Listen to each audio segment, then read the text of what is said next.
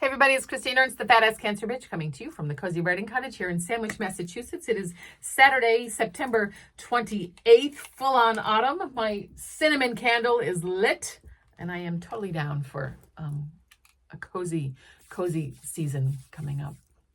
Haven't seen a Christmas movie yet, but it's coming soon. I met a friend for supper last week at the beach on Wednesday. Oh, let's have supper on the beach. Weren't we optimistic?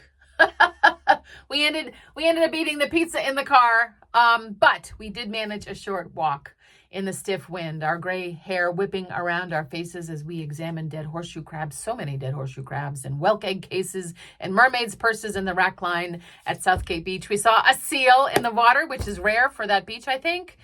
We saw a guy actually swimming, and his wife was pacing the beach with his towel. She looked cranky. We hunkered down on the steps and watched the surf, the seal, the guy, his wife. Now the water, the wind, the setting sun, the shafts of silver and apricot light on the towering clouds, the poison ivy vines going all gold and leather, my sweet friend laughing with me, all of these things sent me, as they often do, somehow through one of those deja vu wormholes to a moment in time when I was 11. And suddenly I felt then, but also now at the same time. And also profoundly here. And also deeply grateful and happy to connect with my child self, to be here on the beach in the fierce wind 47 years later, to be with my beautiful friend, to be alive, to be witness, to be human, to be. Are there moments in your life, too, that connect you to your child self? More than memory, they're like dog-eared pages in the record. Snapshots that seem so arbitrary. That moment when I was 11 on some other beach, in some other stiff breeze, at some other sunset in 1977. See also New Seabury, 1968, the first memory. Dusk, the crushed shell driveway, the juniper bushes, my dad's hand holding mine. See also Hyde Park, the upstairs Harvest Gold tiled bathroom in 1970. Late afternoon, I am 4 years old. I am wondering why I remember stuff at all and fix this ordinary moment in my brain like a Post-it, which has not even been invented yet. I memorize on purpose the teak towel rack, the gold-flecked counter tiles, the gold face cloth that my mother will still be using 54 years later. I challenge my brain. Remember this boring stuff for the rest of your life, Chris. And it worked. See also Rawson Road, Quincy, 1976 for Sunday supper. Uncle Dan's workbench, motes of sawdust drifting through a shaft of low light streaming through the casement window. The weight of the hammer in my hand. Lyman's Pond, 1981, a windy day after school in January. Becky and I use our Marty McFly down vests as sails to push us on our skates across the ice toward the setting sun. And then the orange and russet October late afternoon straight out of Central Casting, 1986. When I am 20, I am wearing a periwinkle blue cable knit sweater. The air smells like wood smoke. My hair is still naturally blonde in a long braid down my back. The world should be my oyster, but the world is so not my oyster.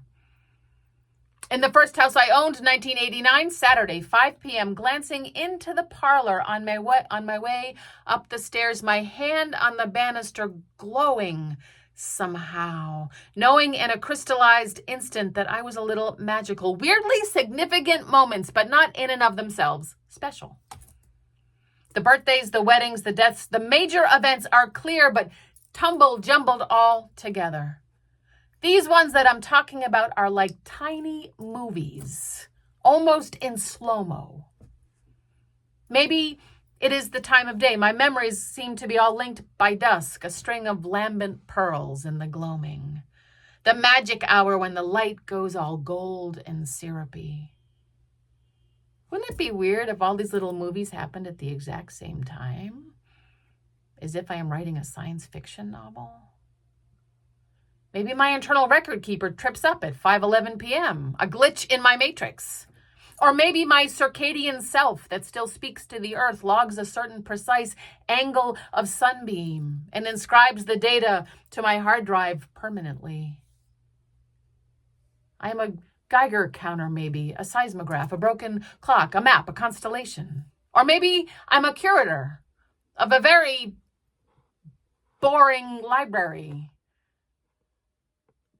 But what are we at all if not an accumulation of unremarkable, mundane, boring experiences?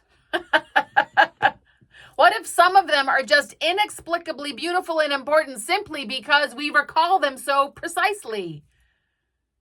Our stories are so boring. Our stories are so beautiful. And then I hear another bead drop onto the strand. What if I'm a collector of golden moments? My life, a museum of sunsets.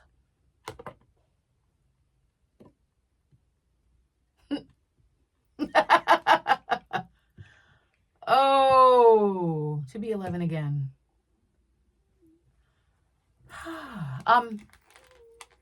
The story, the boring story.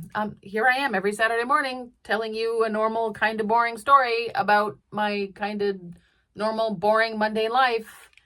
Is this not what connects us all? Is this not why you're listening? The resonating? Hey, your story's beautiful too. Come as you are. You are beloved.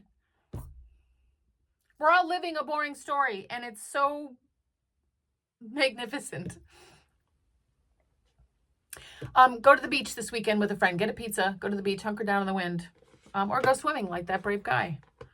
Go look at dead horseshoe crabs in the wreck line.